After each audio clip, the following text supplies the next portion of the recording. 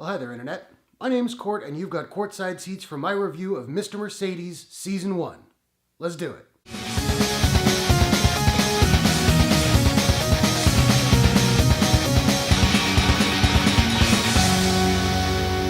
Mr. Mercedes is a 10-episode TV series from creator David E Kelley and AT&T's Audience Network. It is based on the Stephen King book of the same name and stars Brendan Gleeson, Treadaway, Holland Taylor, Jharrel Jerome, Mary-Louise Parker, Justine Lupe, Lynch, and Cusack, and Breeda Wool. Retired detective Bill Hodges is still haunted by the unsolved case of Mr. Mercedes, who claimed 16 lives when he drove a stolen Mercedes through a line of job seekers at a local job fair. Meanwhile, brilliant young psychopath Brady Hartsfield, the real Mr. Mercedes, reemerges to focus his attention on Hodges. What begins as an online cat-and-mouse game between the two soon has deadly real-life consequences, as an increasingly desperate Hartsfield becomes bent on leaving his mark on the world. Now yes, I said Season 1. In case you aren't aware, Mr. Mercedes was Part 1 of Stephen King's Bill Hodges trilogy, which continues with Finders Keepers and concludes with End of Watch. According to a tweet King himself put out yesterday, the series will continue, which is great,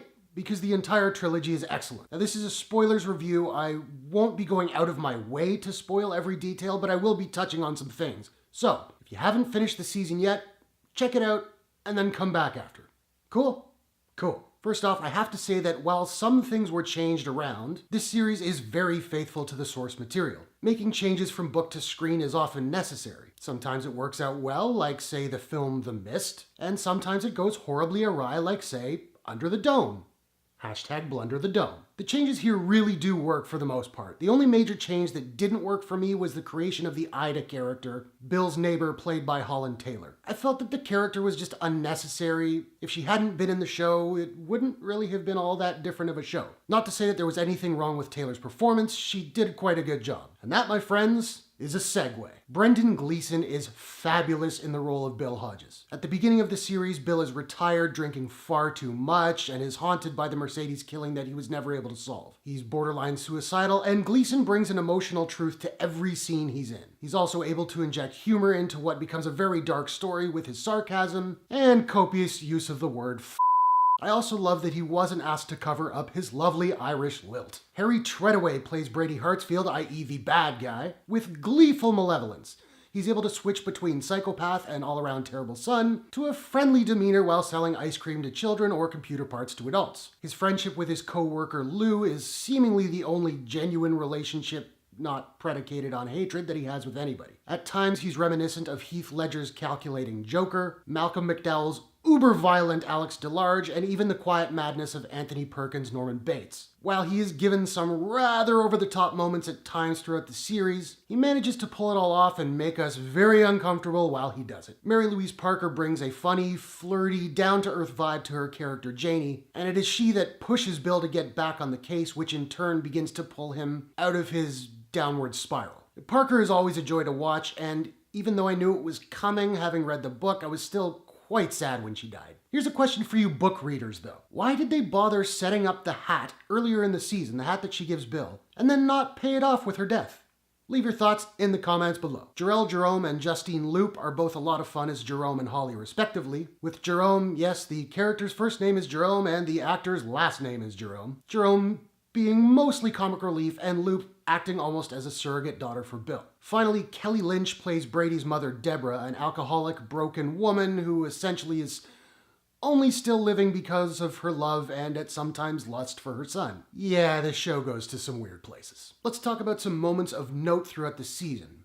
Here's where we get really spoilery, so final warning. Brady's boss, Roby, played by Robert Stanton, is absolutely hilarious. He's super anal, very awkward, an absolute goof, but considers himself to be like quite the upstanding citizen. At one point, he even tells Brady, whether you like it or not, I'm kind of your mentor in life. I laughed out loud. I had a love-hate relationship with this cowardly but innocent worm, but I still empathized with Brady when he bludgeoned Roby to death. While the backstory of Bill's daughter, Allie, wasn't totally necessary or totally fleshed out, it did add to his character somewhat, and actually brought something into play in the finale. For you book readers, it wasn't the happy slapper, but it served the same purpose. The death of Janie was rather heartbreaking, not just because I'd grown to love her character and her relationship with Bill, but also because of how it played out on screen. It happens just after her mother's funeral, where she gives a eulogy for her mother and then she's killed in a car explosion. But then at the very end of the episode, it flashes back to the eulogy with Janie talking about how her mother was in heaven with all of her relatives. The idea is now Janie's there too. Really brutal stuff. For me, the most intense scene of the entire season was the death of Brady's mother, Deborah. She'd tried to kick the booze, get her old job back, was sexually harassed by an old friend.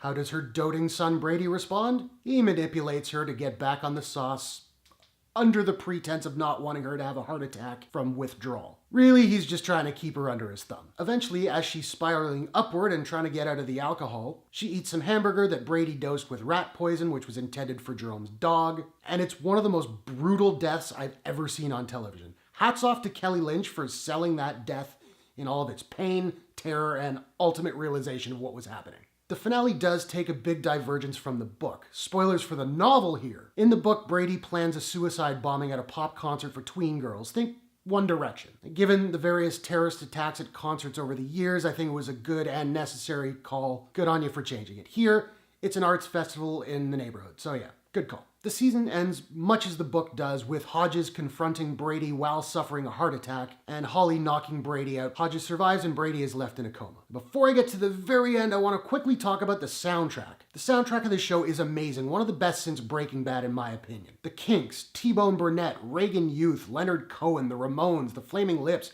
Pixies, etc. Most of the tunes are there to set up character arcs. For Hodges, many of the songs are dreary and haunting, but he occasionally gets a good rockin' anthem when he's mad. For Brady, it's mostly anti-establishment punk rock to support his anarchist tendencies. The tunes that were chosen fit their respective scenes perfectly, and I think the soundtrack is definitely worth putting on your playlist. Though I had a good idea of how the show was going to end, I was still a little worried when Bill visited the comatose Brady in the hospital. We're told that he's pretty much gone with no brain function, but Hodges doesn't believe it. The season ends with a shot of Brady in the hospital bed as the camera dollies towards him, and I was getting really worried that, we'd see his fingers twitch, or the last shot would be his eye opening, which would have been really cheesy.